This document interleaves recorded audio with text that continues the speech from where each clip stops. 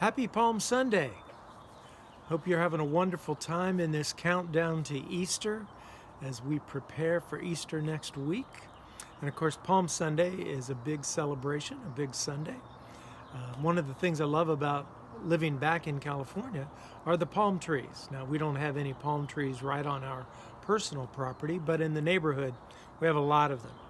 And I love seeing the palm trees. If you don't live near a palm tree, do a Google search and find one just to get the visual image in your brain.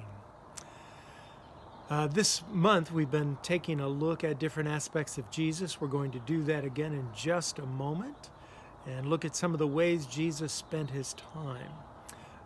But something to tell you about me. I was a hot lunch kid all through junior high and grade school especially.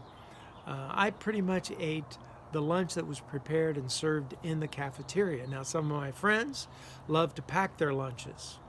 And because I was a hot lunch kid, I never had one of those special themed lunch boxes like many of them did.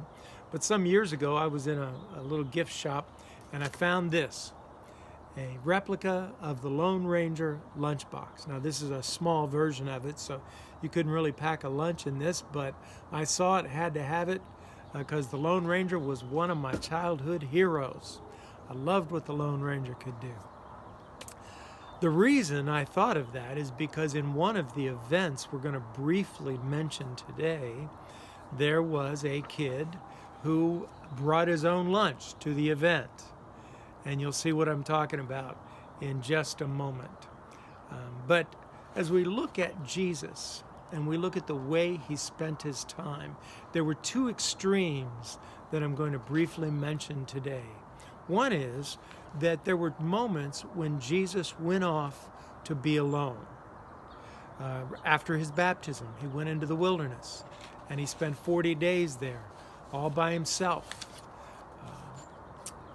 Another example of him spending time alone was just before he invited the 12 specific disciples to be his apostles.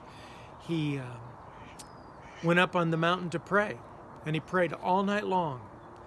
And at daybreak, he called together all of his disciples, chose 12 of them to be apostles.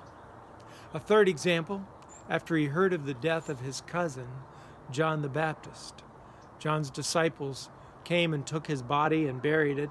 Then they went and they told Jesus. And when Jesus heard what had happened, he withdrew by boat privately to a solitary place. 3 examples of Jesus going off to be by himself. And as we look at those, we can see very specific reasons why he would do that.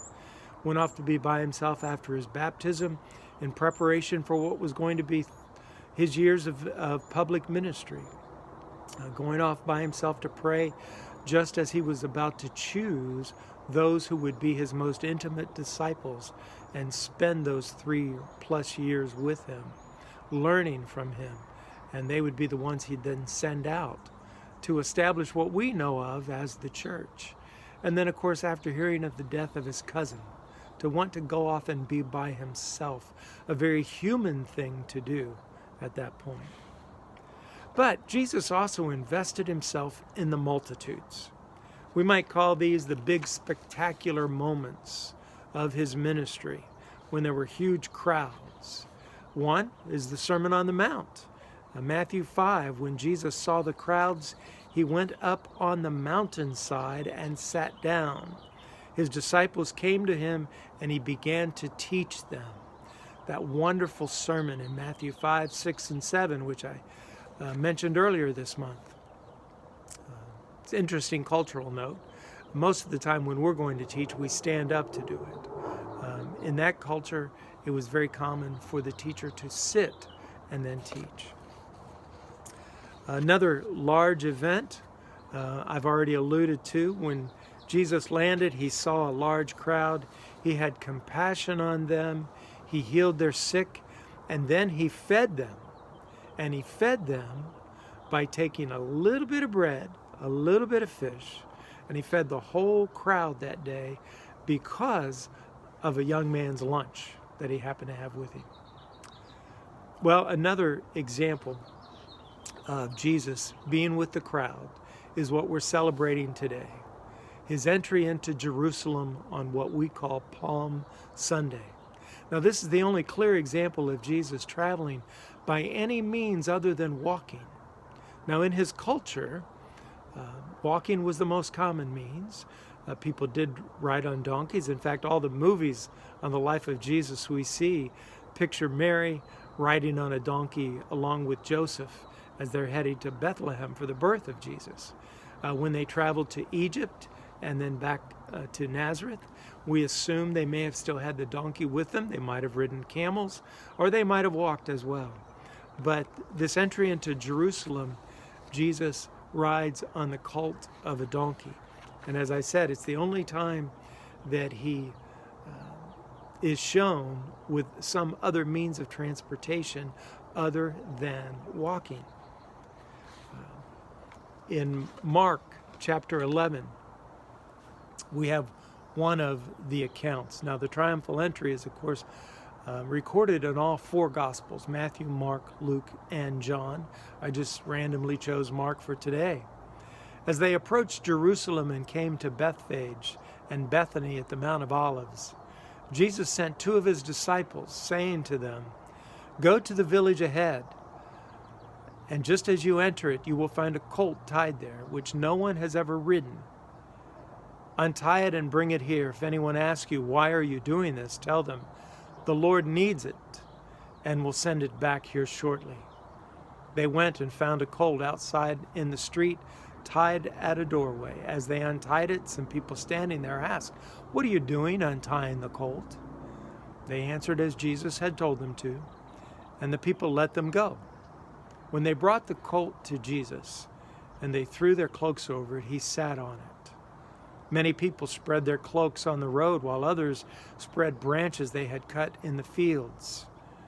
Those are the palm branches. That's how we get Palm Sunday. Those who went ahead of those who followed, and those who followed shouted, 'Hosanna! Blessed is he who comes in the name of the Lord. Blessed is the coming kingdom of our father David. Hosanna in the highest.' And Jesus entered Jerusalem and went to the temple, and he looked around at everything. But since it was already late, he went out to Bethany with the 12. Hosanna! Big crowd of people as we begin this final week of Jesus' life. Him once again with the multitudes, with the crowds. In other accounts, of course, there are some religious leaders there, and they object to what's going on. But it was important, and as you've probably heard other teachers share, Jesus walking in or riding in on a colt was a symbol of victory. And a conquering king would often ride into the conquered city on a colt as a sign of victory. In our culture, we don't look at riding a colt as a symbol of victory. We would think perhaps a white stallion would be more symbolic. Well, he's going to ride a white stallion, but that comes later. Well, this morning we've seen Jesus spend time alone, and we've seen him spend time with huge crowds. What about you? Do you have a preference?